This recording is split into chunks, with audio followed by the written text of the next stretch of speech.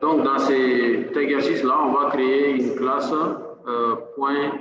.dd. D'accord? Donc, la classe .dd représente un point dans les plans. Et donc, on va avoir des attributs abscisse et ordonnée. Donc, dans un premier temps, on va créer un constructeur qui prend en paramètre voilà, x et y comme abscisse et ordonnée. On va mettre les get et les set pour récupérer les attributs là, donc l'abscisse et l'ordonnée. Les set pour pouvoir modifier. Et on va mettre une méthode equals pour tester si un point est égal à un autre point. Une méthode clone qui va faire la copie d'un point. Ensuite, une méthode de string qui permet de transformer un objet donné en voilà, un point en chaîne de caractères. Ensuite, une méthode de translation qui fait la translation voilà, des vecteurs à un point donné. Ensuite, l'homothétie, la rotation et puis calculer la distance entre deux points donnés. D'accord? Donc, on va créer un package qu'on va appeler point. D'accord? Donc, on a un package nombre complexe qu'on avait déjà fait. Donc, on va créer un nouveau package. Ben, on va le créer dans les projets. D'accord? On va créer un package qu'on va appeler point.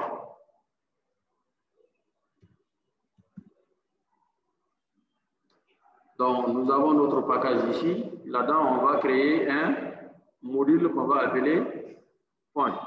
Donc, on va créer les modules ici. Python file, point. Donc, nous avons notre module. Et dans le module, on va créer la classe point .dd. D'accord? Donc, point .dd. Donc, point du plan. D'accord? Donc, notre point DD là, d'après ce qu'on a dit là, des attributs. Donc, on aura def init. Donc, on a x comme axis et y comme ordonnée. D'accord? Oui, il faut allumer les vidéos projecteurs. Donc, on a x qui est l'abscisse, et on a y qui est ordonnée. Donc, on peut faire self point. Voilà, self point x égale à x et self point y égale à y. Donc, ensuite, qu'est-ce qu'on a demandé de faire? On a demandé de mettre les get et les sets. Donc, on va faire def get x.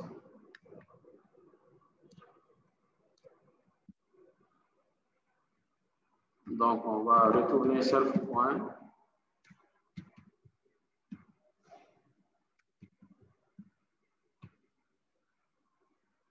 Self.x. Ensuite, on va faire get y. On fait retourne self.y. Ensuite, on va faire des sets x. Et donc, self.x sera égal à x.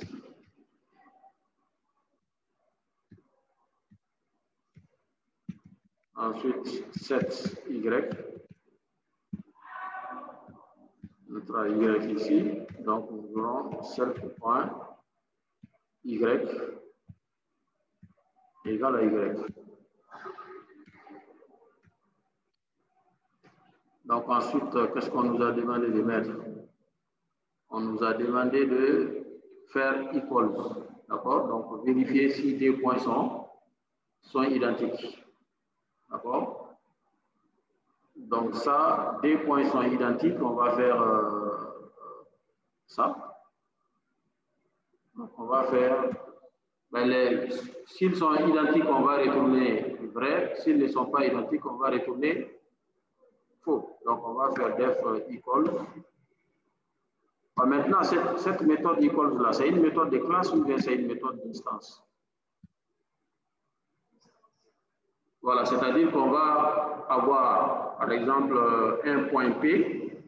On va faire P.equals Q, par exemple. On fait P.equals Q et on fournit un nombre Q entre paramètres, voilà, en paramètres, et on va voir est-ce que P est égal à Q.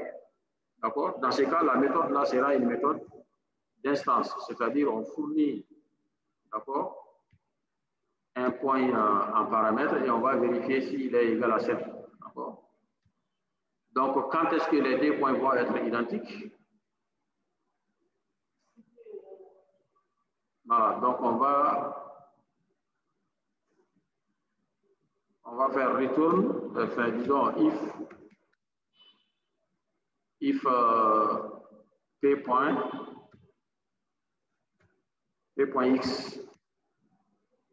hein, disons self.x égale à p.x.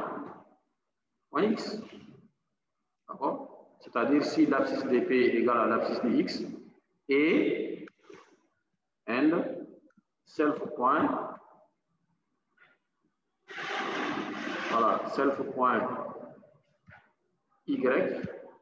égale à p.y. Donc, deux points sont identiques lorsqu'ils ont le même abscisse et même ordonnée. D'accord? Donc, si on a ça, ben, on va retourner, on retourne quoi? Ben, true. D'accord? Donc, dans les cas contraires, else, on retourne quoi? Voilà, on retourne false. C'est bon? Voilà, donc ça veut dire que nous avons deux objets sont identiques. D'accord? Donc maintenant, nous pouvons, grâce à ça, nous pouvons créer un point. D'accord? Nous pouvons faire get set et nous pouvons tester si des points sont identiques. Donc on a une méthode equal. Donc on va tester, on va créer un point P. Donc P est un point de coordonnées 1, 1 par exemple. Et on va créer un point Q. Q est un point de coordonnées 2, 2. On ne va pas chercher loin. Voilà, donc nous avons ce point DDM. On a mis la classe. Voilà, donc nous avons créé des points. Maintenant, on va essayer de voir est-ce que P égale à Q. Donc on peut faire print. D'accord? P point equals Q.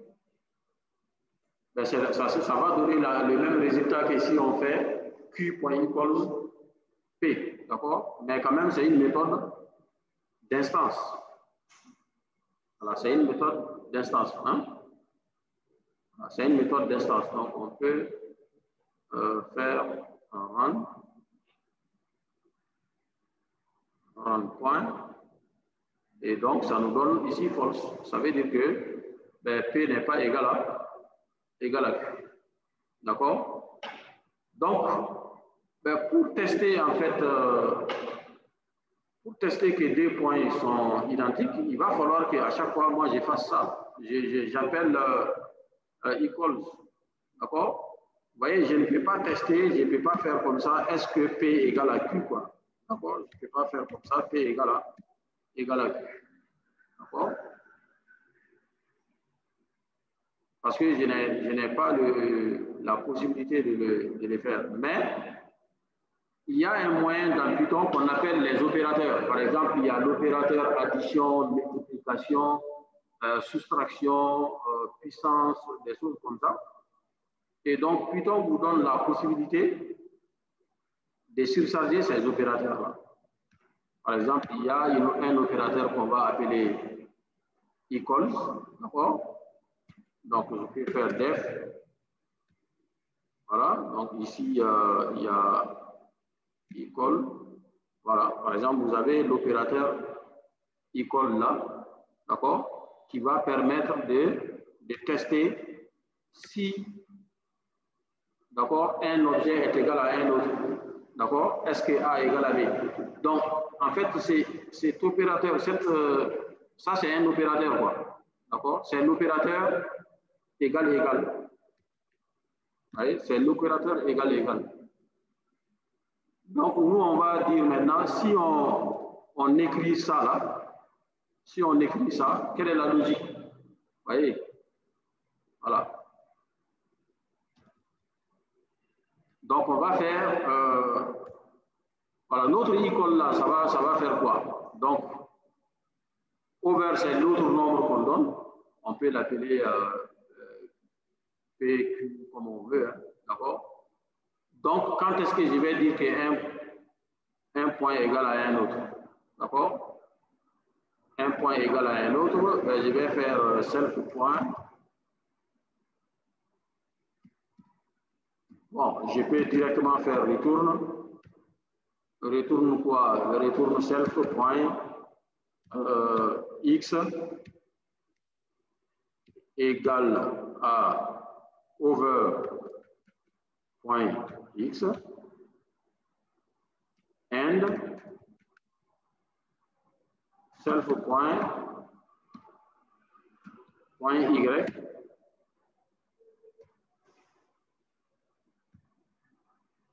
point y égale à over.y. Voilà. D'accord? Bon, en réalité, ça, là, ça fait la même chose que ce qui est là. Hein. Parce que ici, j'ai dit de retourner la valeur de vérité de ça, quoi. Hein? De cette condition-là. Vous voyez, bon, si ça, c'est vrai, ben c'est true qui sera retourné. Si c'est faux, c'est false qui sera retourné. Donc, moi, j'ai dit de retourner, voilà, ben, ces tests-là, les résultats de ces tests. D'accord? Donc, on aurait pu écrire la même chose ici. Hein. Voilà. Donc, cette écriture-là et celle-là, ça fait la même chose. D'accord? Voilà. Donc, désormais, ben, au lieu d'écrire equals, ben, je peux faire ça. Quoi. Je peux dire, j'affiche P égale à, parce qu'on vient d'écrire, de surcharger l'opérateur. En fait, cet opérateur-là, c'est un symbole, d'accord, pour désigner est-ce que P égale à Q. Mais maintenant, comme vraiment P et Q ne sont pas des types primitifs comme les entiers, comme les réels, donc faire P égale à Q là, ça n'a pas déjà été écrit quelque part. Parce que nous avons P et Q sont des points. Donc, on ne sait pas quelle est la condition d'égalité des deux points. Et donc, maintenant, dans notre programme, nous avons dit qu'est-ce que c'est qu'un point et on vient de dire quand est-ce que deux points sont jugés égaux. Voilà. Et donc, on a surchargé cet opérateur-là et donc, maintenant, on peut faire P égale à Q. Voilà. On peut faire equals, mais on peut aussi faire P égale à Q. Voilà. Donc, si on fait ça, vous voyez, ça nous envoie false. Parce qu'il peut maintenant dire P égale à Q, là, c'est quoi? P est un point, Q est un point. D'accord? Mais si on n'avait pas ça, fait ça,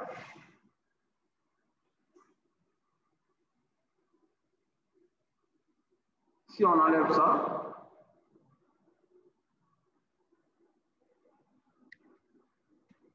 si on enlève ça et on fait P égale à Q, voilà, bah, il va faire, parce que lui-même, il peut faire la comparaison, hein, d'accord? Il va faire la comparaison à sa façon, d'accord? Mais c'est à nous d'ajouter parfois ça pour éviter voilà, des soucis, quoi. Voilà, donc on a voilà, on met notre opérateur là, voilà, ici. equals, et donc ça peut faire l'égalité.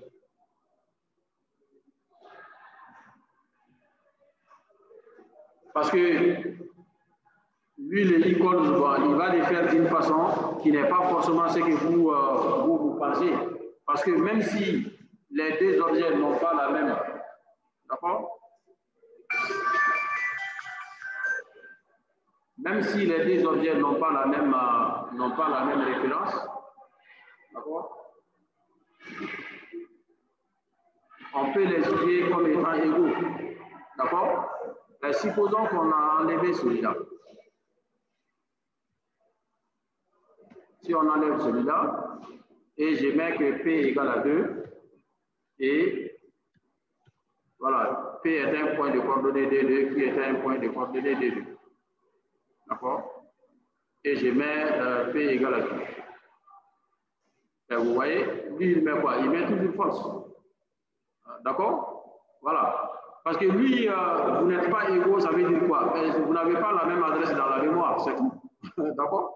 Donc lui, il va faire une comparaison par défaut. Voilà. Donc vous allez faire P égale à Q, ben, ça marche. Mais en réalité, pour vous, ben, deux points sont identiques s'ils ont même axis et même ordonnées, quoi. Même s'ils n'ont pas la même adresse dans la mémoire, c'est deux points qui ont des identités différentes, mais algébriquement ou géométriquement, c'est vraiment des points identiques. Voilà, parce que c'est même coordonnées. D'accord? Voilà, donc c'est pour ça que vous devez parfois... attendez, là, c'est quoi? CTRL Z. Voilà, donc c'est pour ça qu'il faut implémenter la logique vous-même. Voilà. Donc vous voyez, si j'ai fait avec ça, il va me mettre false. Mais là, maintenant, si j'ai fait 2, il va me dire oui. Voilà, parce que j'ai donné une version qui dit réellement quand est-ce que deux points sont considérés identiques. Ce n'est pas juste une question d'adresse, mais c'est une question d'axis et d'ordonnée. D'accord? Voilà. Donc, généralement, on peut proposer des méthodes comme ça pour pouvoir faire, comment on appelle, appeler sur un objet A, est-ce que tu es égal à tel ou tel objet, on peut faire ça. Mais aussi, on peut surcharger l'opérateur égal, voilà, l'opérateur de test d'égalité. Donc, comme ça, c'est celui-là qu'on va s'échanger. Donc, vous voyez que son aspect est grisé, ça veut dire que c'est une méthode. Voilà, qui existe, qui a été proposé par. Donc, c'est un opérateur qui a été défini.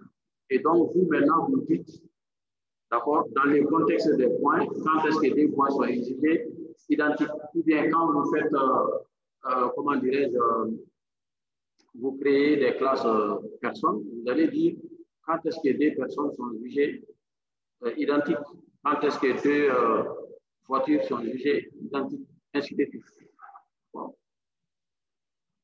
Voilà. Donc, on va continuer. On a fait notre méthode de Donc, qu'est-ce qu'on a dit de faire après? On demande de faire clown. Clown, là, l'objectif, c'est de copier un objet. Voilà. C'est de copier un objet. Donc, c'est-à-dire qu'on va faire la copie d'un objet. Donc, parfois, ça, voilà, c'est intéressant aussi en orienté objet parce qu'on peut avoir un objet voilà, qui a des propriétés et on veut avoir un autre objet qui est identique au premier. Voilà, même s'ils n'ont pas les mêmes adresses dans la mémoire. Donc, on peut avoir un objet qui a la copie de l'autre. D'accord? Voilà. Donc, on va faire def clone. Donc, clone, là, c'est une méthode d'instance, c'est-à-dire que ça va s'appliquer à l'objet là en question et ça va retourner un nouvel objet qui est identique à l'objet là. D'accord?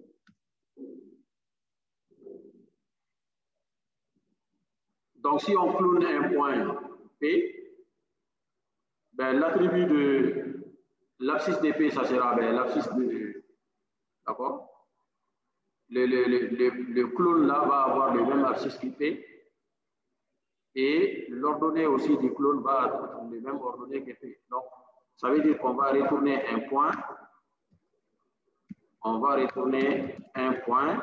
Dont l'abscisse, c'est quoi? C'est self point X. D'accord? Et dont l'ordonnée, c'est self point ordonnée. D'accord? Self point Y. C'est point DD.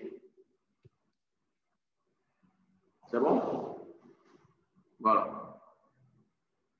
Donc là, maintenant, ça nous permet de faire clone, c'est-à-dire on retourne un nouveau point qui est la copie du premier. Donc après, on peut modifier le point P, ça ne va pas toucher le clone. Après, on peut modifier le clone aussi, ça ne va pas toucher P.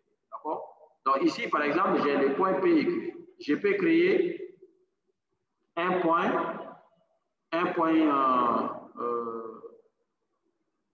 C. Donc, je vais dire que C égale à clone de. Voilà, égale à quoi? Clone de P. Donc, je vais faire P point. Voilà, P point clone. D'accord? C'est-à-dire que C, ça va être un point, mais dont l'abscisse et l'ordonnée sont les mêmes que pour P. D'accord? Voilà, donc je fais C point clone.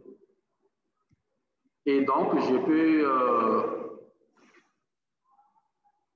je peux tester est-ce que P égale à C, hein, ce qui va être vrai, parce que P a les mêmes copies, les mêmes affiches ordonnées que C.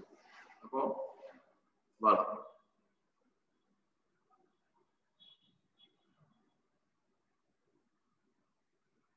Donc, le clone là, vous voyez maintenant, j'ai cloné P, j'obtiens C. Maintenant, P et C, là, peuvent continuer leur vie chacun de leur côté. Hein.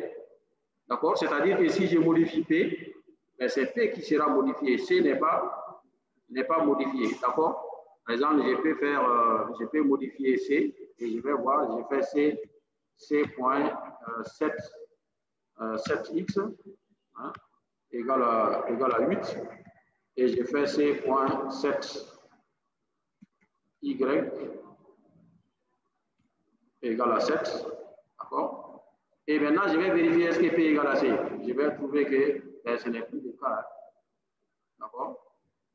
Voilà. Parce que chacun maintenant a sa propre identité.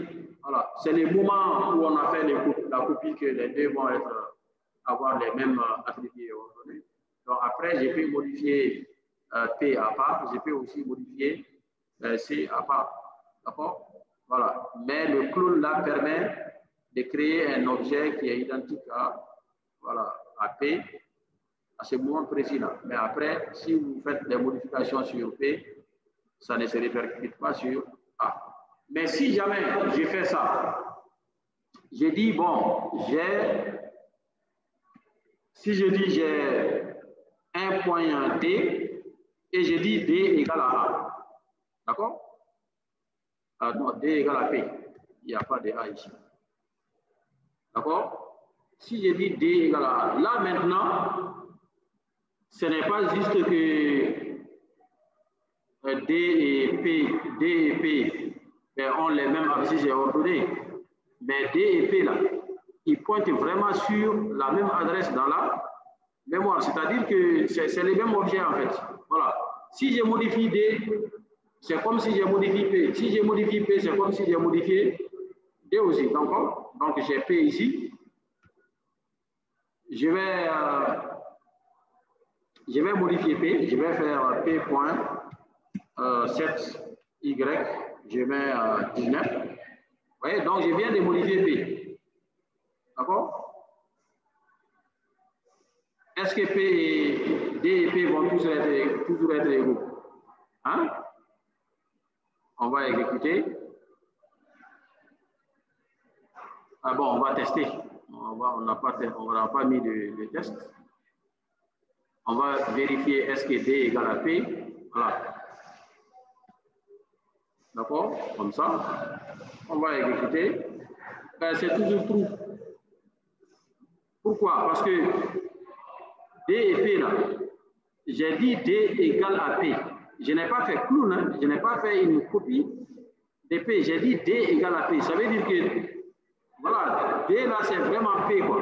Voilà, ils sont le même objet. Ça veut dire que j'ai juste deux références au même objet dans la mémoire quoi. C'est-à-dire que les deux vont pointer vers les mêmes objets dans la mémoire. Donc D, c'est un nom de l'objet, et puis P aussi, c'est un autre nom de l'objet. Donc c'est le même objet qui a deux noms différents, D et P. D'accord? Voilà, donc dans ces cas, si je modifie, d'accord, je modifie D, ben, l'objet est modifié.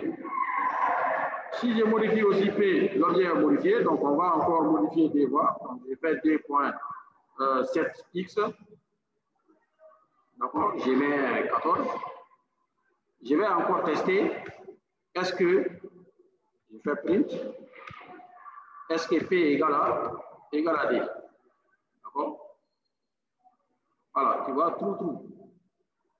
Voilà, donc il faut faire attention. Quand vous dites qu'un objet égale à un autre, ça veut dire que vraiment les deux ils pointent vers la même chose et donc pendant leur cycle de vie, si tu modifies l'un, l'autre aussi est modifié parce que les deux là sont la même chose. C'est juste deux noms différents. D'accord? C'est deux identifiants différents. D'accord? Alors que clone là, ça vous permet d'avoir un exemplaire. D'accord? Mais qui va faire sa vie différemment après. Voilà. Donc, si vous voulez, bon, dire, bon, à tel moment, j'ai un objet qui est identique à celle-là, hein, en termes d'attributs, voilà, vous avez les mêmes propriétés. Donc, j'ai fait une copie. Voilà, je fais clone.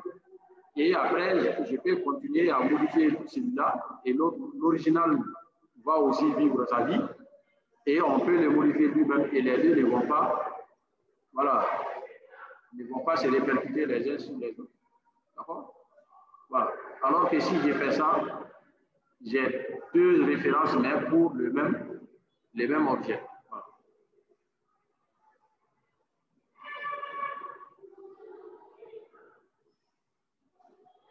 Alors, donc on a dit de faire clone. Ensuite, on a dit de faire quoi? Il faut faire toString. Parfois, pour afficher, hein, un objet, on a besoin de faire ça. Parce que si je veux afficher un point P, si je fais print P, donc nous avons P est un point, je vais faire print P. Mais print P, ça va me donner quoi? Vous voyez, ça va me donner, c'est ça que ça me donne comme résultat. Ça me donne l'adresse de l'objet dans la mémoire. Ça veut dire que, bon, P est un point DD et P est à cette adresse dans la mémoire. Et ce n'est pas ce qui m'intéresse vraiment ici. Donc, ce que moi, je voudrais avoir, c'est que ça m'affiche P, voilà, axis, voilà, ordonnée. D'accord? C'est ce que je veux. Donc, parfois, il faut faire une méthode toString qui va représenter notre point sous forme de chaîne de caractères. Donc, on peut faire def, hein, donc toString.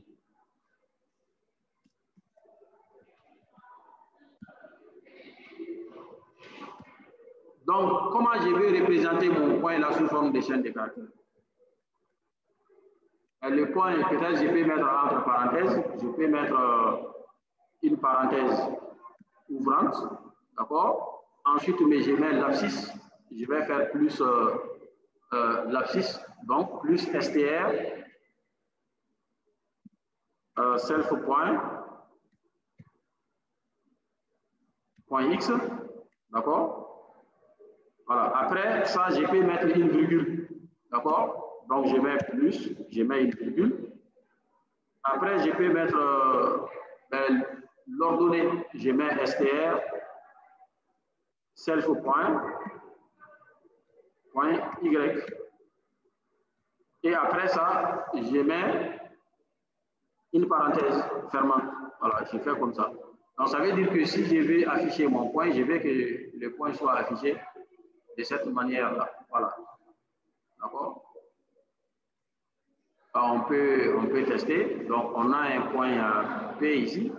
Je peux faire print P point toString. Voilà. J'ai fait print P point toString. Donc, j'exécute. Et ça me donne quoi? Ben, ça me donne toujours ce truc-là. Pourquoi ça? Hein?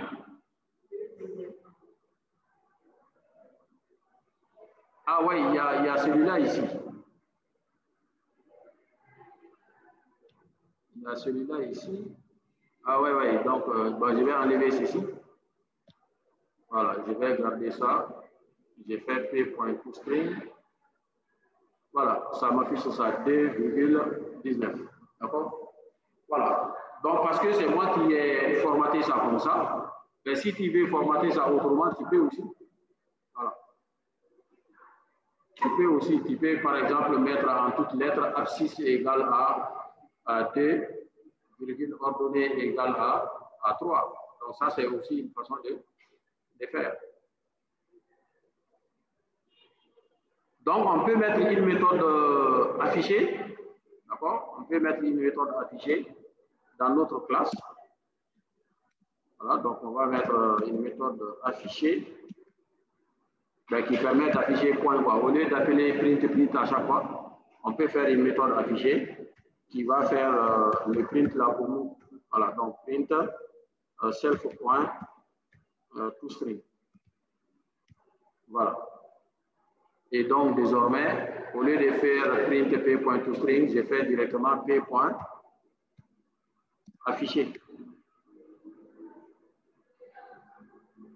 D'accord? Ensuite, qu'est-ce qu'on a dit de faire? On dit de faire la translation. D'accord? Donc, si j'applique la translation à un point, ça me donne un autre point. D'accord? Voilà. Donc, j'ai fait la translation d'un point, ça me donne un autre point. Donc, j'ai fait la translation d'un vecteur de coordonnées dx, dy. D'accord? Qu'est-ce que ça fait? Ça veut dire que l'abscisse du nouveau point de l'image de P, ça sera l'abscisse de P plus dx. L'ordonnée de l'image, ça sera l'ordonnée du point plus dy. D'accord? Donc ici, on va effacer ceci là. Alors, donc on va faire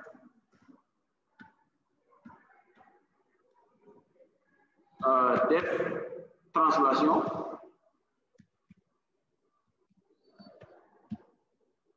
D'accord? Donc la translation, c'est une méthode d'instance sur les classes.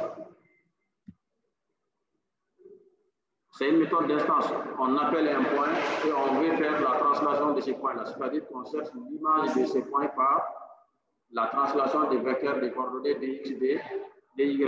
D'accord? Donc, quel sera l'abscisse de l'image? L'abscisse de l'image, ça sera l'abscisse de self plus dy. Ça sera l'ordonnée de, d'accord, de self plus dy, d'accord, dx plus, voilà, x plus dx, y plus dy. Donc, on va faire ici dx et dy, d'accord? Et donc, ça nous retourne un nouveau point, d'accord? Ça nous retourne un point. Et donc, ce point-là, son abscisse, c'est self point x, ben, plus dx. Son ordonnée, c'est self point y plus dy. D'accord? Donc, la translation, ça nous crée un nouveau point, c'est-à-dire qu'on obtient l'image d'un point par la translation du vecteur des coordonnées dx, dy, en ayant un point comme ça. D'accord? dont l'abscisse est x plus dx et l'ordonnée c'est y plus dy. D'accord? Et maintenant, l'homothétie, qu'est-ce que ça va nous donner? On peut faire homothétie aussi. D'accord? Donc l'homothétie, hein, donc on a un point, d'accord, dans un repère. Voilà, donc on fait l'homothétie des centres C, d'accord, où C est un point et des facteurs K. D'accord?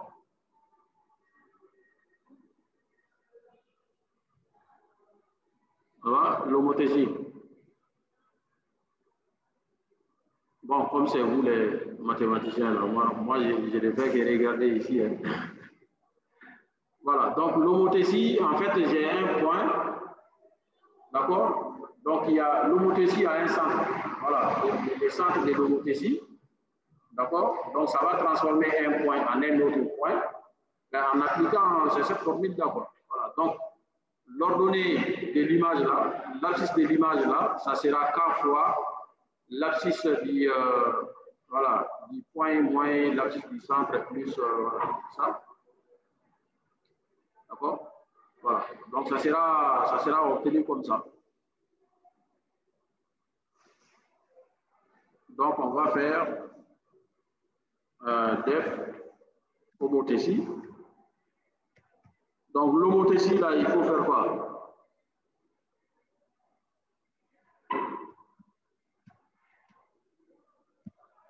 Il faut donner le centre et les facteurs. D'accord? Donc, les centres là, c'est un point. D'accord? Voilà, les centres là, c'est un point. Donc, on va donner centre C. Et les facteurs, c'est un nombre voilà, réel K. D'accord? Voilà. Donc, l'abscisse de l'image, on a dit que c'est quoi? C'est K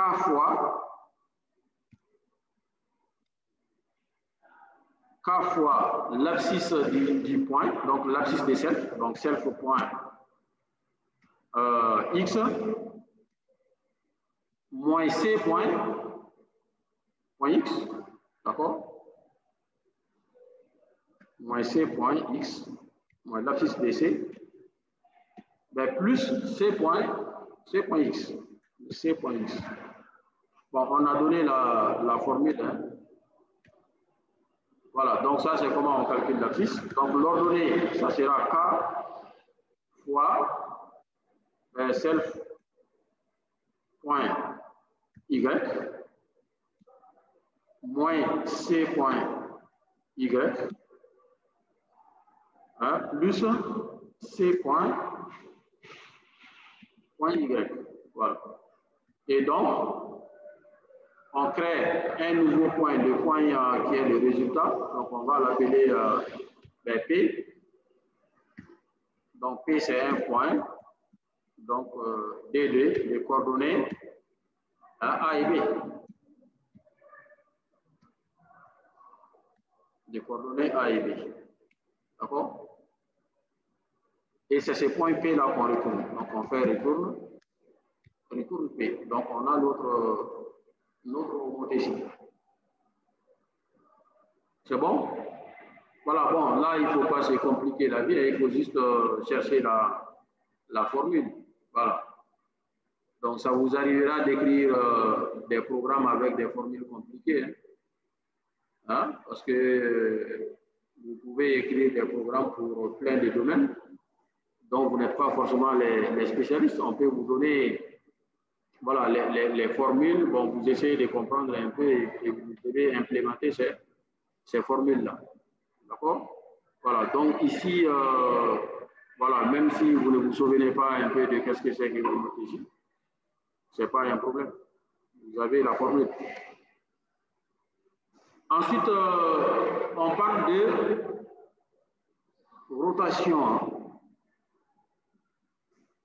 Voilà, donc si on parle de rotation, donc pour la rotation des centres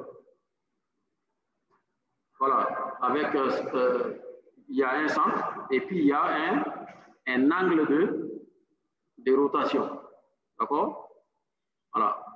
La rotation, il y a un centre et puis il y a un angle de rotation. Donc, je prends un point donné, je vais avoir son image. Donc, les abscisses et ordonnées de l'image là sont données par cette formule-là. D'accord? Voilà. Donc, pour la rotation, je vais avoir F rotation. La rotation, donc j'ai besoin d'un centre de la rotation. Donc le centre là, c'est un point et l'angle là, c'est alpha. D'accord? Voilà. L'angle là, c'est une valeur alpha. Et si on veut, on va prendre K. Voilà, A, tout simplement, pour faire simple, moins long. Donc maintenant, l'abscisse là,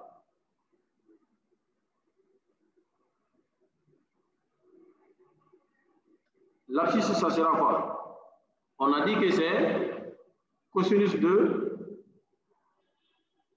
alpha, d'accord? Moins sinus, voilà, cosinus alpha multiplié par la différence des abscisses, moins sinus multiplié par la différence des ordonnées, plus XC, l'abscisse du centre. D'accord? Donc, on va dire que c'est math point. Le module math là contient ça. Donc, on peut faire math point cosinus de A. D'accord? Voilà, cosinus A. Multiplié par quoi? Multiplié par self point x moins c point x. D'accord? Maintenant, moins math point sinus. D'accord? Donc, sinus de quoi? De A multiplié par self point y moins x point y. D'accord? Ben, plus x de c. D'accord? Self point y moins c. Voilà, moins c point y. C'est ça? Voilà. Plus. Ben, c'est x de c. Hein. C de point x. C point x. Bon, là, maintenant, il va falloir qu'on importe le module maths. Voilà, donc on importe ici. Donc, on va faire import maths. Bon, pour faire plus court, on va faire import maths as m. Voilà. D'accord? Pour que ça soit plus court, quoi. Et qu'on n'ait pas besoin d'écrire maths partout là. On peut faire m. D'accord? Voilà, on peut faire m.sqrt. Ah, là, il va falloir qu'on fasse la P ici pour faire différent. Et maintenant, Q, ben, l'ordonnée de l'image, ça sera quoi? M point. Ça sera un point sinus de alpha, d'accord? Sinus de alpha, donc on fait sinus de A multiplié par self point x moins C point X, d'accord? Ensuite, ben, plus M point, donc M là c'est notre module math, M point sinus, cosinus disons, cosinus de self point Y moins C point Y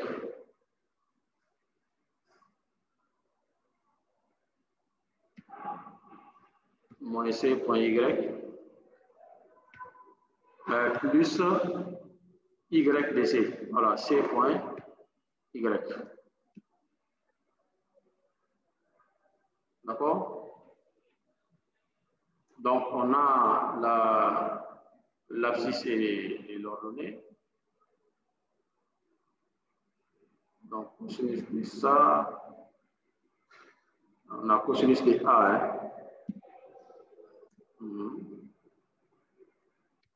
Multiplié par, voilà ça. Donc, l'image là, c'est un point. C'est un point K des coordonnées P, Q. Et c'est ces points-là qu'on va retourner comme résultat. Retourner K.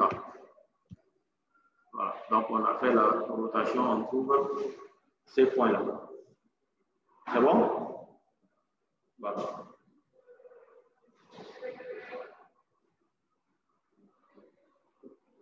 Bon, là, c'est les principes. Il ne faut pas trop. Voilà. La formule n'est pas le problème, mais vous cherchez la formule. Voilà.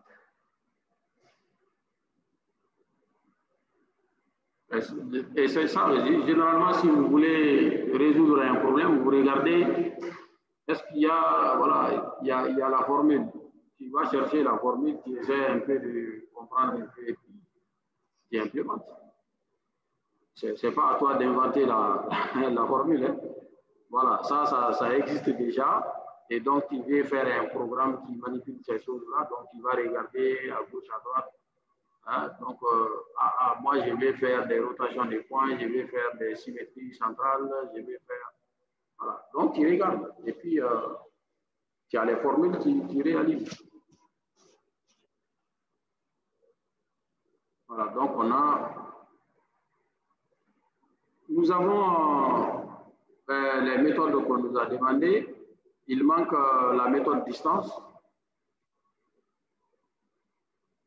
D'accord? Donc, il manque la méthode distance. La méthode distance, c'est def distance.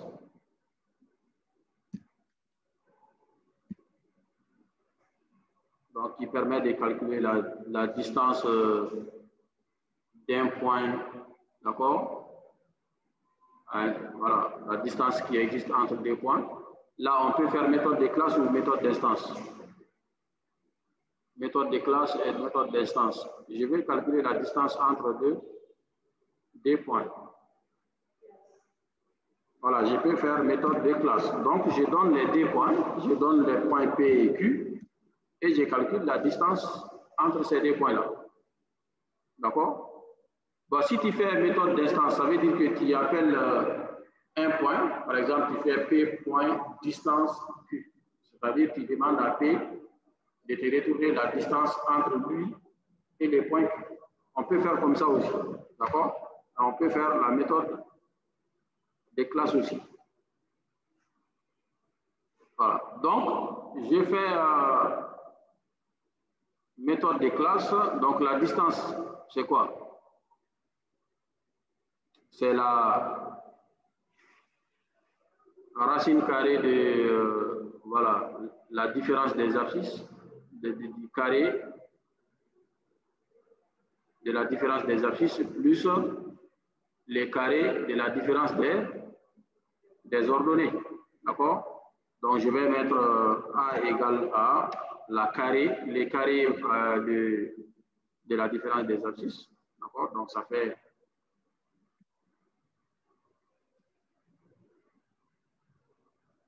A. Donc, ça va faire P.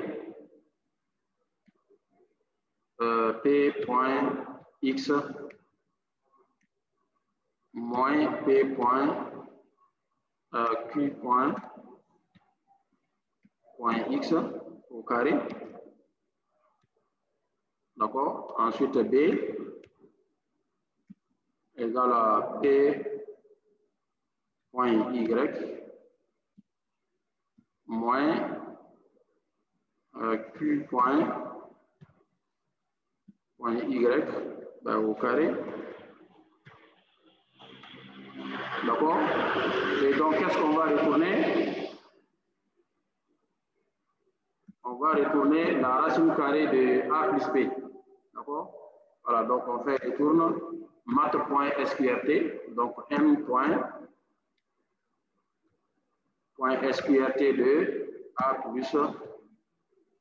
plus B. Bon, c'est pour ne pas avoir l'expression trop longue là, bon, voilà, on fait un peu comme ça. D'accord? Sinon, ça va faire des choses un peu longues comme ici. Là. Sinon, on peut faire d'un coup. Hein. Voilà, on peut faire directement ça dans racine carrée ici. Il n'y a pas de problème. D'accord? Donc, nous avons la distance, la méthode distance. Donc, on aurait pu le faire comme ça. Hein, on aurait pu le faire.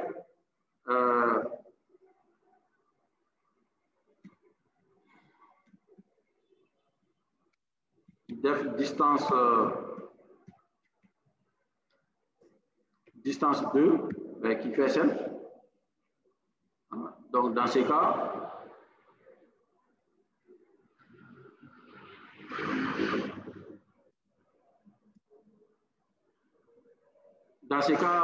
on va donner juste un paramètre, on donne P. Et donc, l'autre là, c'est 7. Voilà.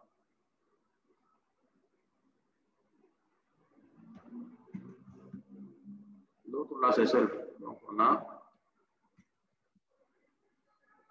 Voilà.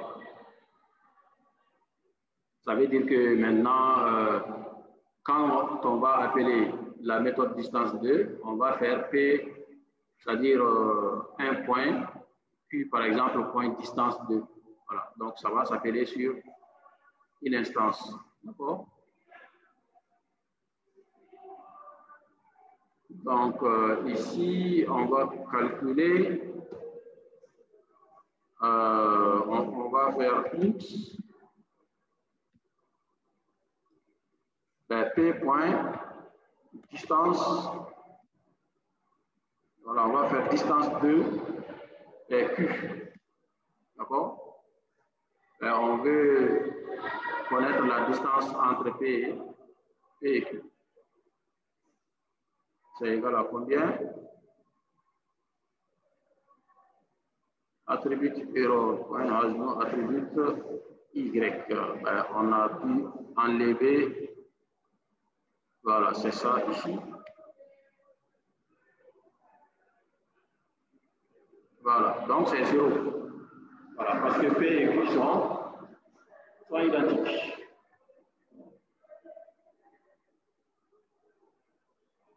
Voilà, donc c'est l'essentiel pour cet exercice-là. Il y a des questions? Ok, donc on va prendre une légère pause là.